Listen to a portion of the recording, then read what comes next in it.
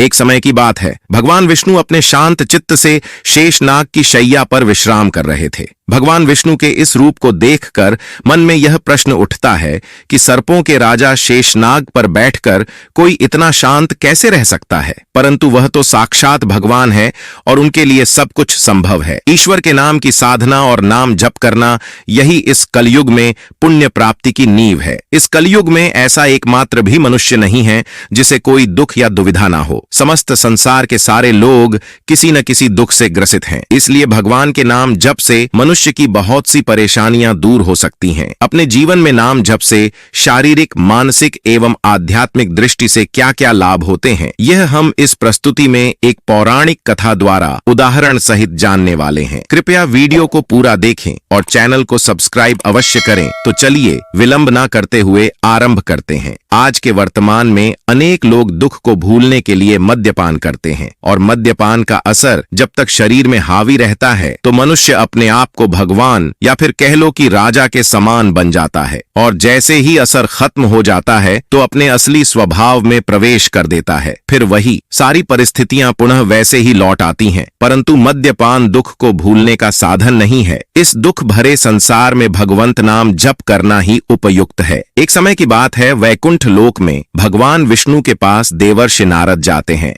वे कुछ परेशान थे। उनको भगवान नाम की महिमा से क्या लाभ होते हैं, यह जानने की जिज्ञासा उन्हें बेचैन कर रही थी। और जब भगवान विष्णु के पास आते हैं और पूछते हैं कि हे प्रभु, मेरा मन यह जानने के लिए विचलित है कि आपके नाम जप से समस्त पृथ्वी लोक में क्या फल मिलता है, तब भगवान कहते हैं कि हे देवर्षि नारद, अगर आप मेरे नाम की महिमा जानना चाहते हो तो आप मृत्यु लोक में जाओ और किसी भी पंछी के सम्मुख जाकर मेरे दिव्य नाम का उच्चारण करना, और उसका परिणाम क्या होता है मेरे पास वापस आकर बताना। तब नारद जी मृत्यु लोक में चले जाते हैं और देखा कि एक कौआ अपनी स्वाभाविक गति से उड़कर एक पेड़ पर जा बैठता है। नारद जी ने उसके सम्मुख जाकर भगवान के दिव्य नाम का उच्चारण किया। जैसे ही उन्होंने उच्चारण किया तो कौआ तुरंत अपने प्राण हर लेता है। उसके बाद नारद जी भगवान विष्णु के पास आकर निंदा करने लगे कि हे प्रभु जी, आपका दिव्य नाम सुनते ही कौआ मर गया। भगवान विष्णु मुस्कुराए और मुस्कुराते हुए कहा कि हे देवर्षि नारद, आप पुनः मृत्यु लोक में जाओ और जहां भी वहां फूल पर बैठी तितली मिलती हैं तो उसे मेरा पावन नाम सुनाओ। नारद जी फिर से मृत्युलोक में गए और देखा कि एक फूल पर अपनी ही मस्ती में झूम एक तितली बैठी है। तो नारद जी ने उसे भगवान का नाम सुनाया। जैसे ही नाम का उच्चारण किया, तितली भी नाम सुनते ही मर गई। नारद जी फिर भगवान के पास आकर बोलते हैं कि भगवंत, आपके नाम को सुनते ही तितली भी मर गई। भगवान विष्णु ने कहा कि कोई बात नहीं, इस बार किसी हिरण के बच्चे को मेरा पवित्र नाम सुनाओ। नारद जी मृत्युलोक में फिर से गए और देखा कि एक नर हिरण और मादा हिरण के पास छोटा सा बच्चा खेल रहा है। नारद जी अपने सहमे सहमे कदमों से बच्चे के पास गए और उसे भगवान का नाम सुनाया, और क्या देखते हैं, फिर से वही नाम सुनते ही वह हिरण्य शावक भी मर गया। नारद जी यह सब देखकर दुख से व्यथित हो जाते हैं और भारी मन से भगवान के पास जाकर बोलते हैं, हे भगवंत, यह सब मैं क्या देख रहा हूँ? आपका पवित्र नाम तो इस संसार को तारने वाला होना चाहिए, किंतु यहाँ तो जीव जंतु सब मरते जा रहे हैं। तब भगवान विष्णु ने आश्वासन देते हुए कहा कि देवर्षि नारद,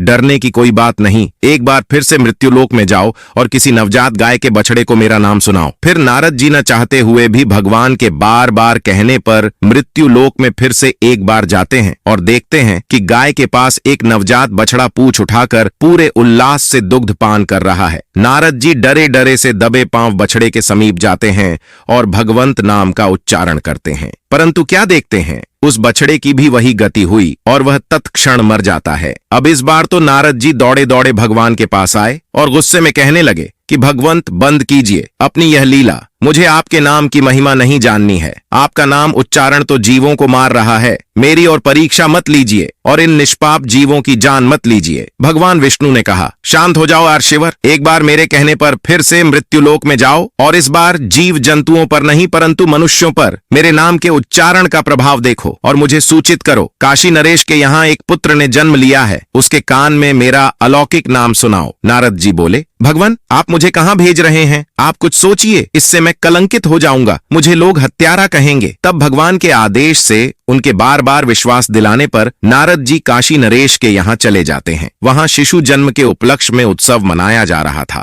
राजा को जब पता लगा कि वैकुंठ लोक से देवर्षि नारद जी आए हैं तो उन्होंने उनका खूब स्वागत सत्कार किया और कहा कि आप नवजात शिशु को शुभ आशीर्वाद दीजिए। तब नारद जी के पैर के नीचे की जमीन ही जैसे धंस गई। नारद जी के पैर आगे नहीं बढ़ रहे थे।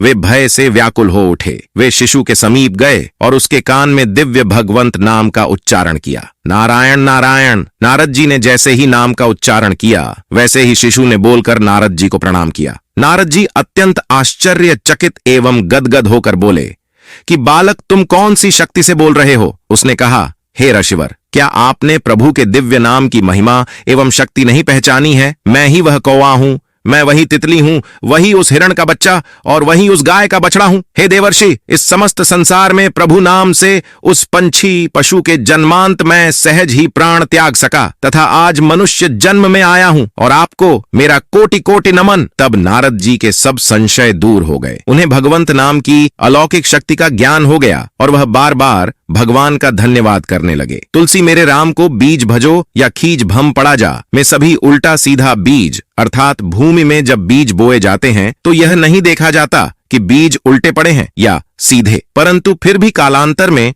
वह बीज फसल का रूप ले ही लेता है। इसी प्रकार समस्त मनुष्य अपनी अपनी श्रद्धानुसार किसी भी नाम सुमिरन करें तो उसके सुमिरन का फल अवश्य ही मिलता है। यही सदा सत्य है। भगवान का नाम हमेशा जपना चाहिए, इससे शांति प्रदान होती है और यह आवश्यक नहीं कि मुख से जोर जोर से भगवान का नाम बोला जाए। अपने मन में भी ध्यान कर कर भगवंत नाम का जप करके, चाहे भगवान राम, श्री कृष्ण या जगत गुरु भगवान शिव आदि किसी का भी नाम जपा जा सकता है, परंतु नाम सच्चे मन से और पूरी श्रद्धा से जपना चाहिए। इससे किसी भी परिस्थिति में ईश्वर का नाम लेने से सभी संकट टल जाते हैं। भगवान विष्णु की उपासना सच्चे मन और पूर्ण श्रद्धा के साथ करने से जीवन में आने वाली सभी परेशानियां बहुत जल्द दूर हो जाती है। चलिए अब हम आपको भगवान विष्णु के पसंदीदा मंत्र के बारे में जानकारी उपलब्ध करा रहे हैं। बताए गए मंत्र का जाप करने से बहुत जल्द भगवान विष्णु की कृपा आप पर बरसती है। शांताकारं भुजगशयनं पद्मनाभं सुरेशं विश्वाधारं गगन सदृशं मेघवर्ण शुभांगम लक्ष्मीकांतं कमलनयनं योगिभिर्ध्यानगम्यं वंदे विष्णुं भवभयहरं सर्वलोकैकनाथम। इस मंत्र का जाप करने के लिए सबसे पहले ब्रह्म मुहूर्त में उठकर फ्रेश होने के बाद स्नान कर लें। स्नान करने के बाद साफ कपड़े पहन लें।